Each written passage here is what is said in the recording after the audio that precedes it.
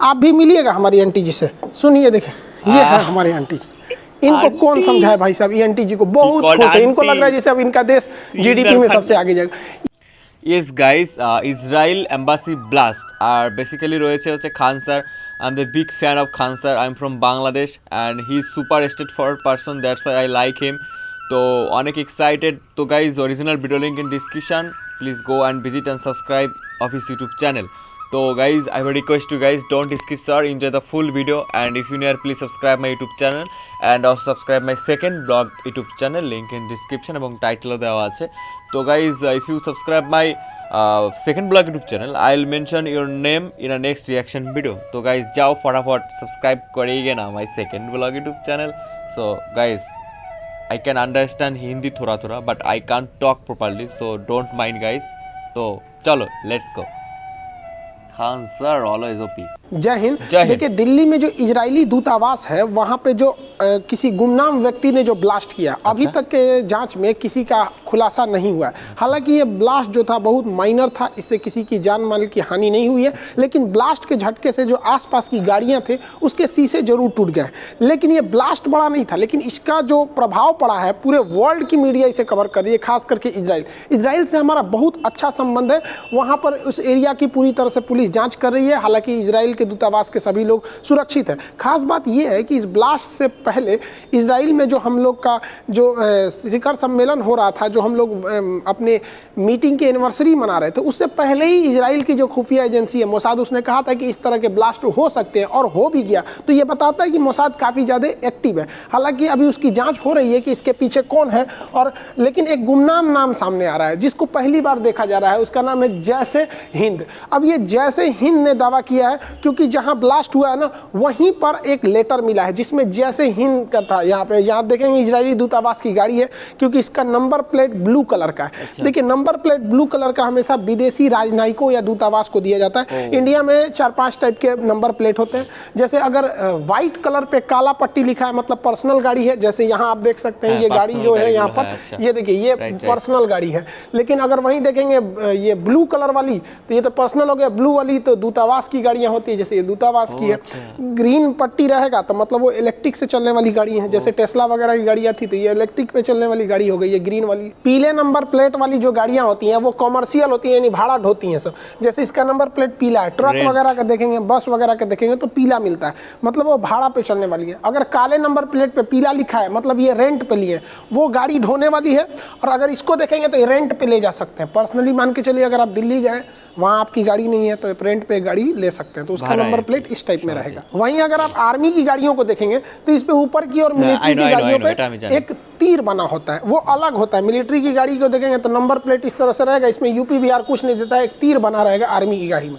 हालांकि इसके ऊपर सीओ लिखा रहता है, कमांडिंग ऑफिसर।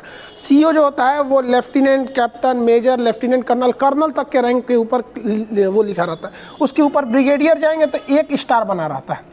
अच्छा। ब्रिगेडियर के ऊपर मेजर जनरल पे 2 स्टार, लेफ्टिनेंट जनरल पे 3 स्टार और जनरल पे 4 स्टार रहता है। तो आप गाड़ी के स्टार को देख के बता सकते हैं अंदर कौन सा अधिकारी बैठा है। हालांकि झंडा देख के भी आप बता सकते हैं, जितना स्टार रहेगा उतने झंडा में कोना रहेगा। अगर 2 स्टार रह दिया तो ये ब्रिगेडियर से हो गया मेजर जनरल, तो यहाँ 2 को कोना निकल जाएगा। 3 स्टार हो गया तो लेफ्टिनेंट जनरल, 4 स्टार हो गया तो जनरल। तो आप गाड़ियों को, आर्मी को भी देख के बता सकते हैं कि इसके अंदर कौन है। अगर आप ये एनसीसी वगैरह किए होंगे तो आपको ये सब पढ़ाया गया होगा।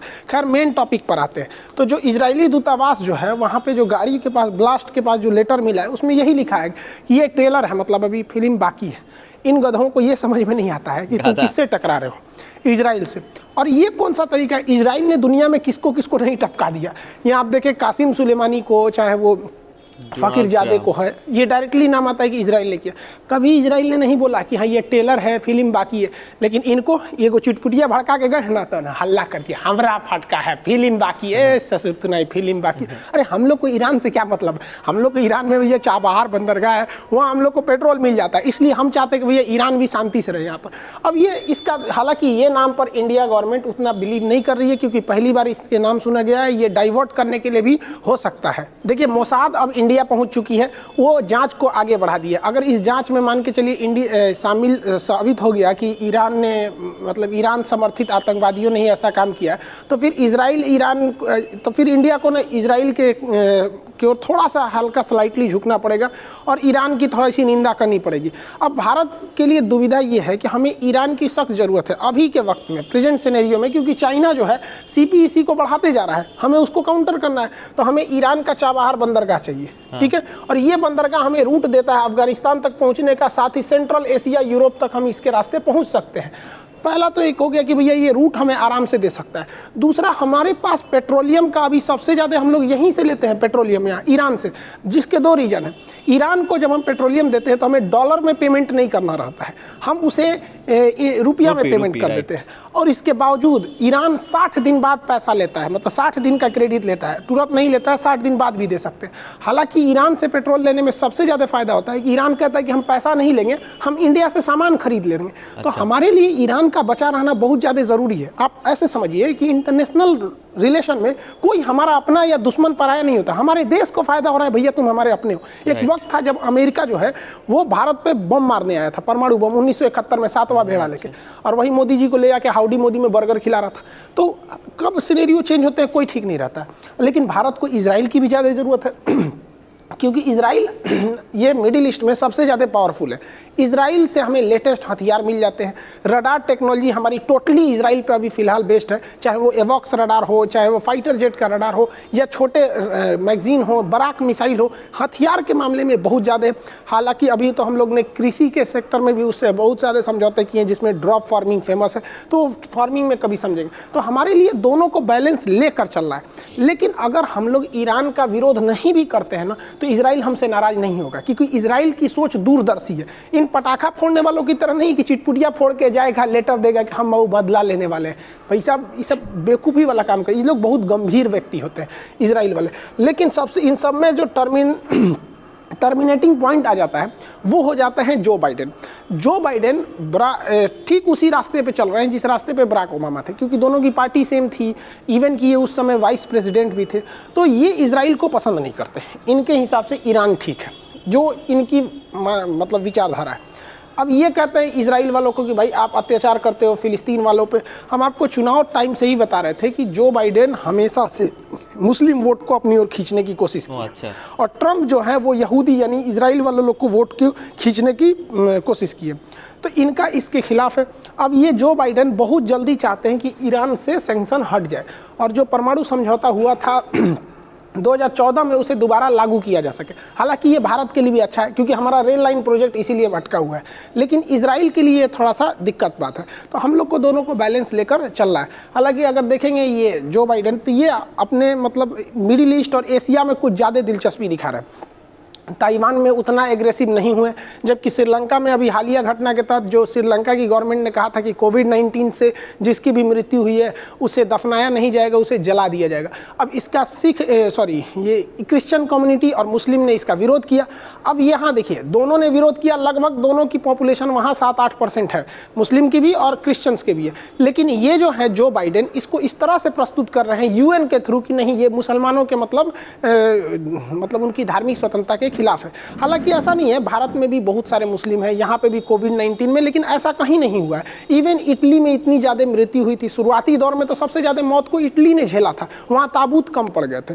तो ब्राज़ील वगैरह जैसे बहुत सारी घटना हुई थी। तो कहने का सेंस ये है कि ये जो बाइडेन है अभी ये कई सारे ऐसे डिसीजन लेंगे जो पूरी तरह से सिनेरियो को चेंज कर देने वाले हैं। हालांकि इसका इम्पैक्ट भारत पे ही पड़ेगा, ऐसा नहीं है कि ये भारत के मतलब बहुत ज़्यादा फेवर में है। हालांकि ये भारत से एंटी भी नहीं है, लेकिन ये रूस के बहुत ज़्यादा खिलाफ है। रूस को ये मतलब इनको देखने को मिलेगा कि भारत रूस से जो S-400 मिसाइल सिस्टम खरीद रहा है वो अगले साल मिल जाएगी, S-400 की जो डील हुई है। और हमें लेना ज़रूरी भी है, क्योंकि S-400 चाइना के पास भी है। हालांकि उसके पास S-400 के नाम पर रूस ने उसे केवल S-300 दिया है। यानी हमारा जो S-400 है ये एक्यूरेट मार करेगा 400 किलोमीटर तक, 400 किलोमीटर दूर तक कोई भी जहाज को मार के गिरा देगा ये हवा में। जबकि चाइना को जो मिला है S-400 के नाम पर केवल S-300 मिला है, जबकि पैसा उससे S-400 का लिया है और हम लोगों से भी महंगा लिया है। रीजन क्या है कि चाइना जो है वो MTCR का सदस्य नहीं है। जो देश MTCR के ग्रुप में शामिल नहीं होते हैं उन्हें 300 किलोमीटर से ज़्यादा मारक क्षमता की मिसाइलें न बेच सकते हैं ना ही वो खरीद सकता है। अच्छा। लेकिन भारत उसका सदस्य है, हम इससे लंबी दूरी की मिसाइलें भी बेच सकते हैं, दूसरे देश से खरीद भी सकते हैं। तो इसलिए ये भारत पर प्रतिबंध लगाएंगे जो बाइडेन, इन्होंने स्पष्ट कह दिया है, लेकिन वो प्रतिबंध काफ़ी सॉफ्ट होंगे। लेकिन डोनाल्ड ट्रंप ने कह दिया था नहीं, भारत को एक स्पेशल कोटा के तहत कोई भी प्रतिबंध झेलने को नहीं मिलेगा। लेकिन भारत पर लगने वाला प्रतिबंध बहुत ज़्यादा कोई खास इफेक्ट नहीं डालेगा। जो बाइडेन जो है ईरान और पाकिस्तान, इवन कि पाकिस्तान को जो मिलिट्री एड जो 18 में रोकी गई थी ट्रंप द्वारा, उसे दोबारा चालू करने के लिए करें। इस खबर से सबसे ज़्यादा अगर कोई खुश है जो बाइडेन के आने से या जो बाइडेन के डिसीजन से सबसे ज़्यादा अगर कोई खुश है तो वो आंटी जी खुश है। आंटी जी के खुशी का कोई ठिकान नहीं है। आप भी मिलिएगा हमारी आंटी जी से, सुनिए, देखिए ये है हमारी आंटी। इनको कौन समझाए भाई साहब, ये आंटी जी को बहुत खुश है, इनको लग रहा है जैसे अब इनका देश जीडीपी में सबसे आगे जाएगा। ये भाई साहब इतना ना शादी किया है कि इसके अंदर महिला का गुण आ गया। बताइए, बुढ़ौती में शादी की, हमको तो सबसे बड़ा डर इस बात का है कि इसका जो लड़कवा है कहीं इसकी पत्नियां को लेकर भाग मत जाए। भाई साहब बेटा की उम्र के जब ब्याह हो जाता है तो बाप को नहीं करना चाहिए। रिटायरमेंट भी एक चीज़ होता है। अब घुसिया के कौन चीज़ देख रहे हैं, हमको रिटायर हो जाइए यहाँ पर। हाँ तो देख रहे हैं हम लोग का ब्याह नहीं हो रहा है और आप बुढ़ौती में 3-3 को लेकर घर में। हद है भाई साहब, कोई बात नहीं, बाइडेन आ गए हैं, कोई दिक्कत नहीं, एक और शादी कर लीजिए। बाइडेन चाहता है तो ही है, समझ में आएगी नहीं, मत घुसिया के देखिए हमें, ये देखता है। खैर आप लोग समझ में आ गया होगा, बाइडेन के आने से बहुत ज़्यादा इफेक्ट नहीं पड़ने वाला है, क्योंकि आज के वक्त में हमारा भारत ऐसा है कि हमें छोड़कर आप विश्व की कल्पना ही नहीं कर सकते। हर जगह वो एक अहम भूमिका को निभाएगा। लेकिन हाँ, जब भी सरकार चेंज होती है तो कुछ ना कुछ चेंजिंग देखने को मिलती है। आई होप चाचा आप भी समझे होंगे हमारी बातों को। ज़्यादा शादी ब्याह नहीं कीजिए। मिलेंगे नेक्स्ट क्लास में, ठीक है? तब तक के लिए जय हिंद। जय हिंद गाइस।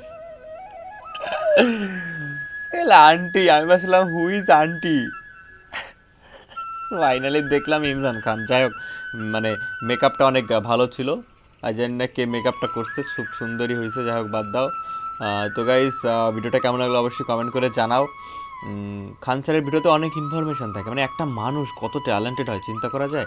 তার মাথায় মানে ভাই, তার শিখিও না, মানে স্পেশালি আমি, মানে কি নলেজ ভাই, ইতনা নলেজ ভাই, মানে আর sense of humour OP, always OP, Khan sir always OP.